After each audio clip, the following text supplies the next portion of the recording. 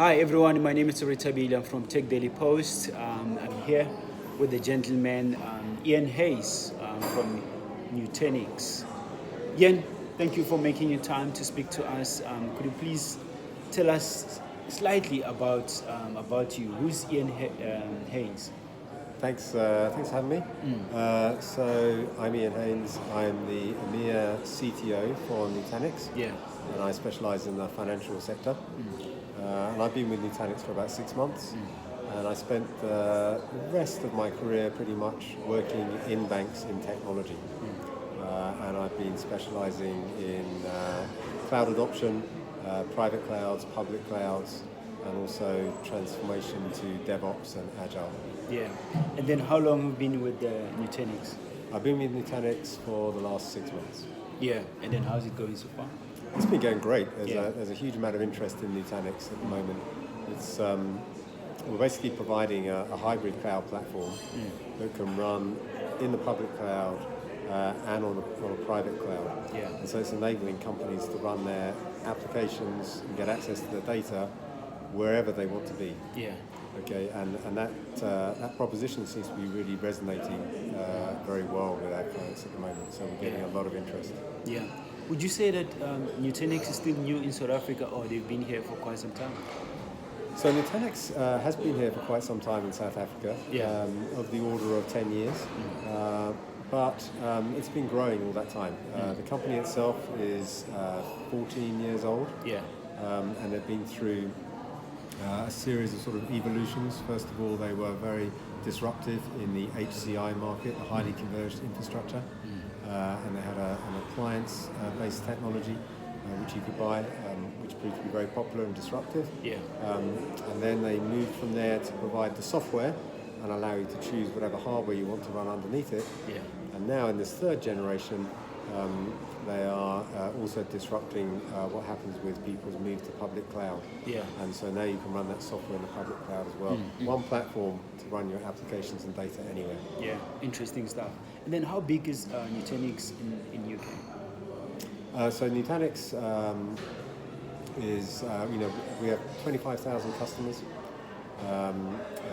It's an organisation of around about how many people now? Maybe 10,000 people. Yeah. It's basically a US company based in the West Coast, with operations throughout the US, UK and Europe, and then in the Middle East, and also Africa, and out in Asia as well. Yeah. But how do you? What do you? I mean, why do you think this organization is significant to South Africa, or than Africa in general?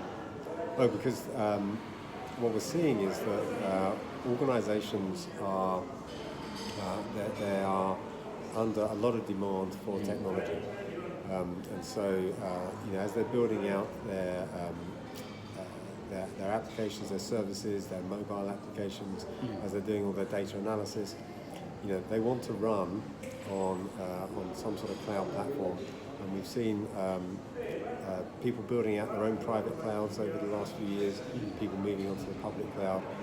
And now, of course, for everyone's agenda, they're looking at the opportunities with artificial intelligence. Yeah. Right? And how can they use artificial intelligence to boost their revenues or to make themselves more productive and cut their costs? And if you look at artificial intelligence, then there are two things which you're going to need. One of them is access to a public cloud, because that's where all those large language models are. That's where all of the innovation is happening. That's where you're going to get that scalability, the GPUs that you want to use. But also, you're probably going to want to keep some of that information in your own data centers, within your own walls. And so, you're going to want to run some of those models, actually running them on your own premise. Yeah. And to do that, you're going to need some sort of platform underneath them all. And that platform is something that Nutanix can provide.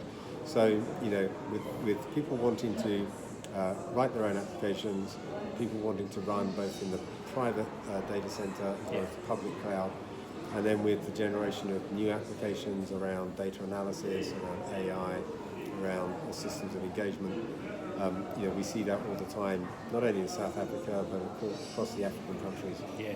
Interesting stuff. So you recently joined the organization. what can we expect from you? What some of ideas that you're going to put in place to change this, especially your division within the company? Yeah. So one of the reasons that I joined the organisation was because Nutanix has fairly recently gone onto the public cloud. Yeah. Okay, so in the last 2 years, we've got agreements with Amazon AWS and with Microsoft Azure.